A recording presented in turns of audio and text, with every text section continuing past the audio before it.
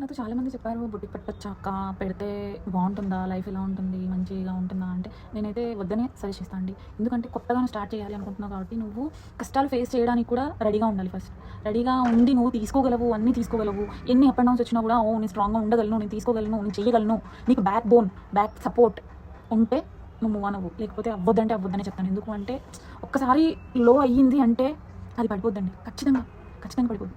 Roots స్ట్రాంగ్గా ఉంటేనే tree అనేది డెవలప్ అవుతుంది. రూట్స్ స్ట్రాంగ్గా ఉండాలి అంటే మన ఫ్యామిలీ సపోర్ట్ మనకు ఉండాలి. ఫ్యామిలీ సపోర్ట్ లేదు, మనం అవ్వదు అంటే కనుక అస్సలు ఆ ఫీల్డ్లోకి రాకండి. ఇది నా సజెషన్ అనుకోండి. నన్ను చాలామంది అడిగారు, సో వాళ్ళకి కూడా నేను ఇదే మాట చెప్పాను. ఇప్పటికి కూడా నేను అదే మాట మీదనే చెప్తాను. నాకు ఈ సక్సెస్ రావడానికి చాలా టైం పట్టింది, ఇంకా పడుతుంది కూడా, ఇంకా మోర్ ఓవర్ పడుతుంది. నాకు నేను సక్సెస్ అవ్వాలి. ఈ ఫీల్డ్లో ఒక్కసారి ఎంటర్ అయ్యాము అంటే బ్యాక్ స్టెప్ ఉండదు, ఓన్లీ సక్సెస్ వైపే వెళ్ళాలి.